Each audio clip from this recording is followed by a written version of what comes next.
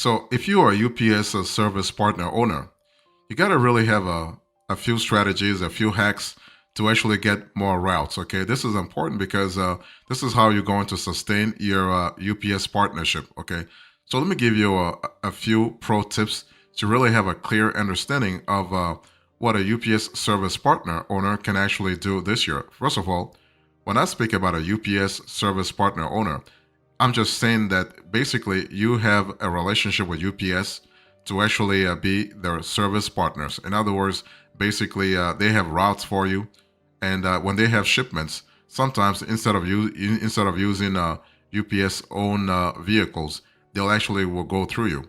Now, the relationship can actually help you expand your logistics company too. So you can have UPS branded vehicles, or you can have your own vehicles. One thing for sure, you need to actually have you need to don the UPS uniform. So whether you are a UPS employee or not, if you're working under the let's say the branding of UPS, you need to have their uniform. Okay, so it's important to understand that when you are a UPS service partner owner, the job involves delivering items to clients on schedule and in a professional way. Remember that you are carrying UPS branding. You're carrying UPS responsibility. So the job, the contract, also entails carrying items, contacting clients, driving trucks, reporting to your management. So UPS does have a section within the company that deals with service partner owners. Okay, but remember, service partner owners are not employees. They're not employees of UPS. They do not actually they do not register on UPS payroll. No, they are paid differently. They're paid separately. But one thing for sure, you need to understand that if you actually are a UPS service partner owner, you have to go back to the hub at the end of the day, because this is how you're going to really like talk about a recap of the day actually. So you're also responsible for checking for damages to package before delivery, because UPS entrusts you with clients' delivery. You must also check for correct addresses, missing delivery instructions, or undeliverable packages. So if you're able to do that, UPS is going to trust you, is going to think of you as reliable. So you are going, as a service partner owner, you are going to get more responsibilities, more jobs. Okay. You also need to understand this is your duty to deliver packages on time and inform the customers that are affected if there is going to be delay. Okay, any kind of delay actually.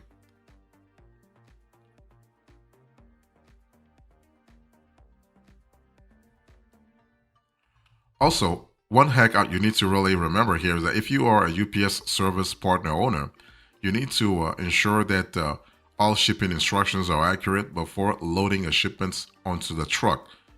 So, like UPS gets instructions from clients, right? And they pass on those instructions to you. It's up to you to double check, or even triple check. Okay, if you do that, you are going to get more routes, because UPS again is going to look at you as reliable, as accountable. You also should be friendly to clients. Okay, it's one of those things where I think I've said this before. You represent UPS face. The client doesn't know that you are working on your own. The UPS clients doesn't know that you are just a UPS service partner owner. The clients believe that you are actually employed by UPS. Okay, so you have to really behave as if you are a UPS employee. You should be friendly to clients. You should be excellent listener. You should follow through on commitments and calling. And actually, you have to like notify UPS base your contact if there is a problem. If you cannot work, for instance, you got to communicate. It's all about communicating. It's all about actually being accountable. You know, and I want you to really think about that.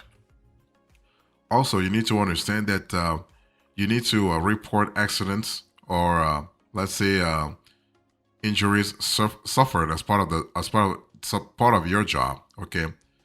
And one thing I want to say also that I've seen in the last few years is that if you want to gain more contracts as a UPS service partner owner operator, you need to be able to lift packages. You need to be able to carry packages.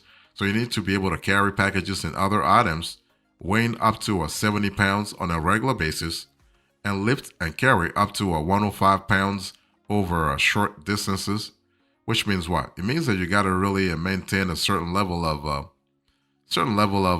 do I call it? I would say fitness. You got to be a little. You got to be fit. Okay. You must report any accidents and give details, if at all possible, in order for the company to avoid liability for any injuries or damages of any kind. Okay.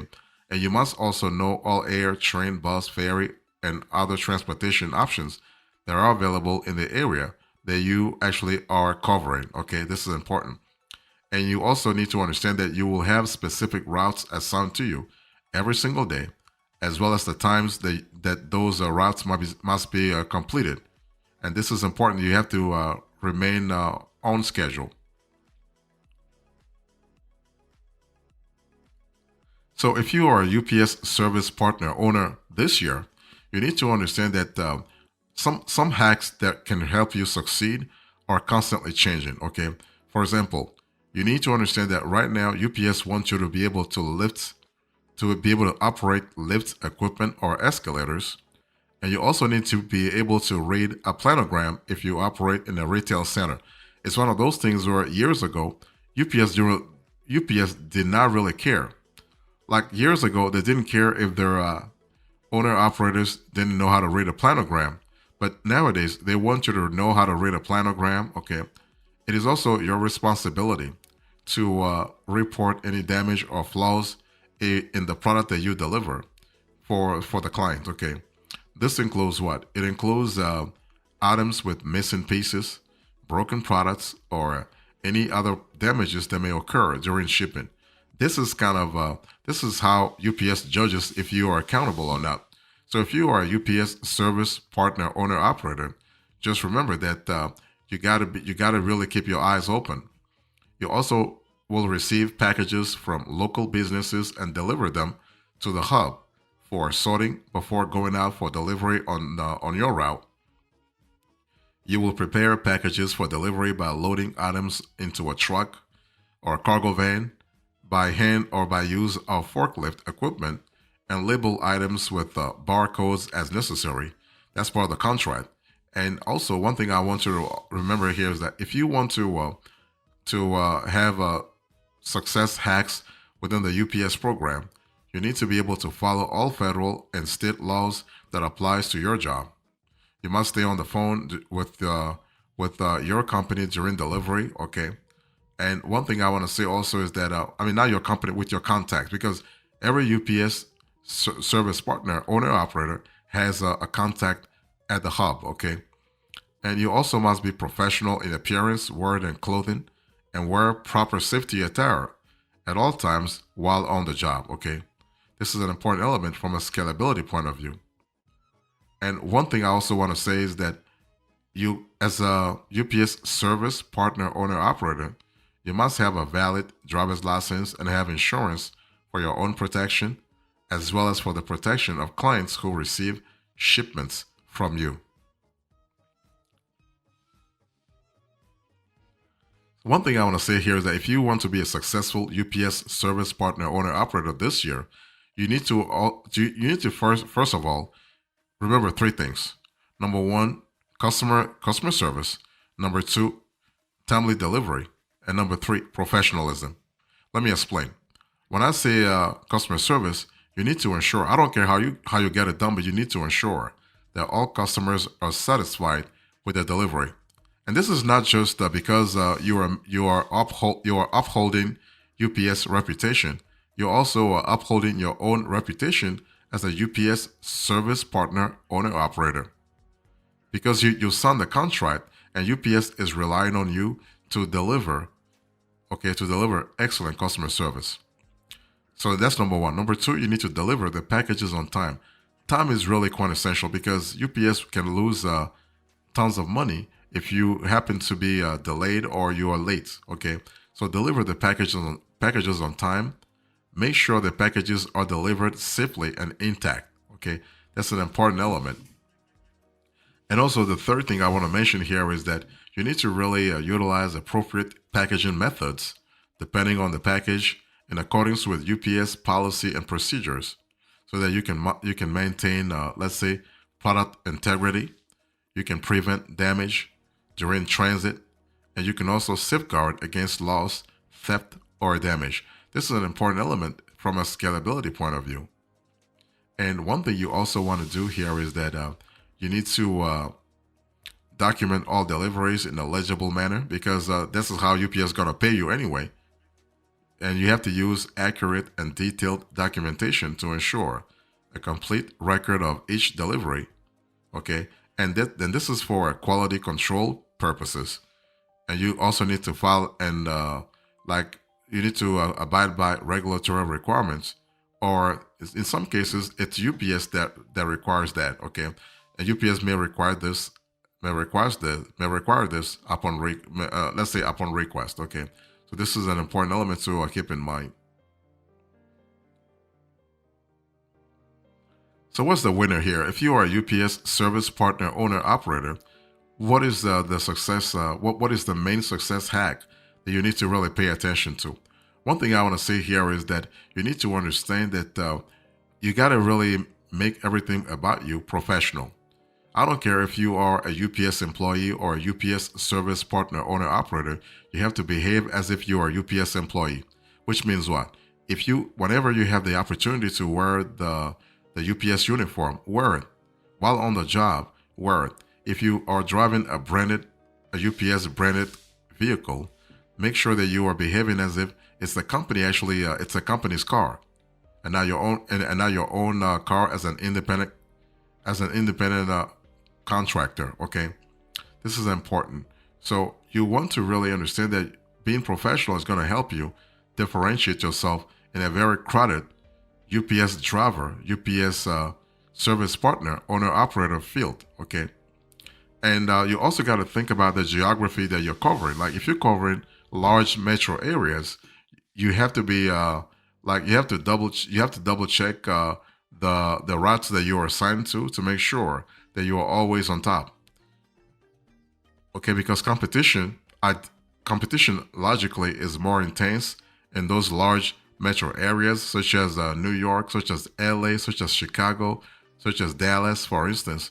But if you are in a rural area, like if you are assigned a rural routes, such as let's say on the countryside, then you have to really adapt. You have to adopt a certain like another strategy. Okay, and one thing I want to say also is that you want to make sure that you have a clear understanding of the route that you are assigned to, of the responsibilities, but also the road. You got to really have a clear idea of route planning so that UPS can trust you, that you understand exactly what the challenges are, what the obstacles are on that road, like things like traffic disruption or inclement weather. You got to really have a clear understanding of those things that are happening on the route that you're assigned to.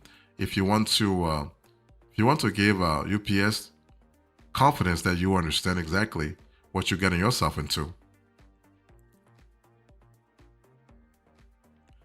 So let me give you a bonus here. So if you think about being a UPS service partner owner operator, the first hack you need to understand here is that there is actually a certain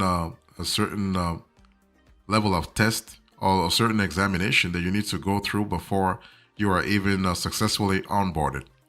You must be able to pass the physical exam to be sure you'll be able to handle the physical demands of the job. Remember, I told you about 105 pounds or lifting 70 pounds. Okay, so this is kind of cool.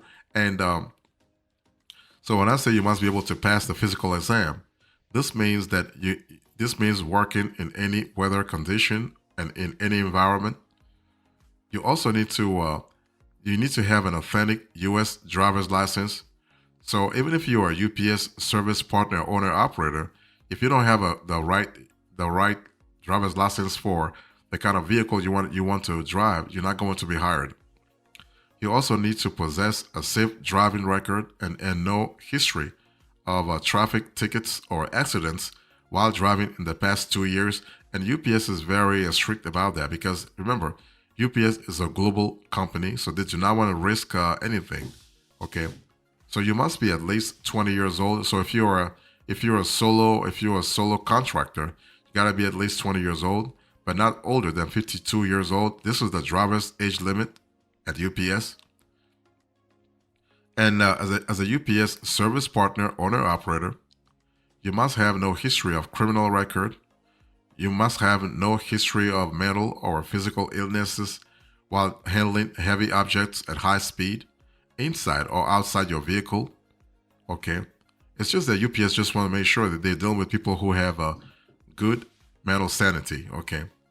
And you need to have the ability to maintain good health and be able to handle heavy cargoes alone with help from other employees only when necessary to reduce your chances of, injury, illness, or stress. And also, one thing I want to say is that you need to bend and stoop throughout the long shifts.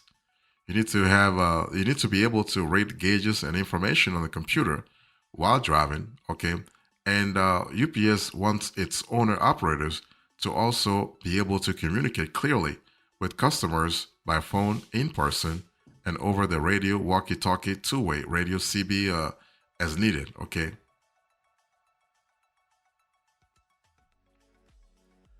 So what's the review here? Review here. So sorry about that. So if you think about UPS service partner, owner, operator, you need to understand that this is a job pretty well paid. Actually, you can actually have a six digits. Okay, six digits if you have the right contract. Also, your salary will depend on the competition, the offer, like the demand and supply in the area where you sign. So, like I said a little earlier, if you are driving as a UPS service partner, owner, operator in a large metro area such as New York or LA or Miami or Dallas, you are going to command a higher salary, a higher contract. It's not a salary, it's a contract, okay? Then if you were to drive, let's say in Dover, Delaware, or like Ames, Iowa, for instance, okay? So it's one of those things where it's all about demand and supply and also the economic activity, okay? This is important. And one thing I want to say also is that your job as a UPS service partner, owner, operator, is to actually increase your chances of not only getting good routes, but also maintaining those routes. Because getting the routes is just one part of the job, one part of the battle. Once you have the job, once you have those routes, once UPS assigns those routes to you, you need to be able to maintain them. You need to be able to manage them comfortably and favorably for UPS to continue trusting you.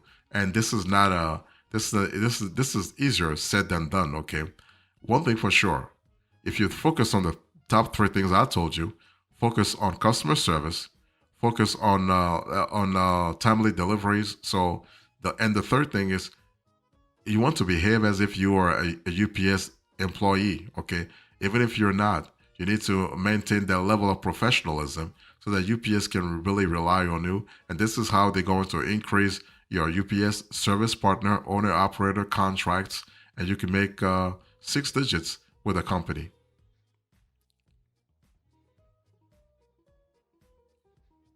So as a recap into this conversation, I spoke to you about UPS service partner, owner, operator tricks and tips. I spoke about the pro tips, the approach, the winner, the bonus, the review, and now the recap. Thank you so much. God bless you. I'll see you next time. Until then, remember, stay marvelous.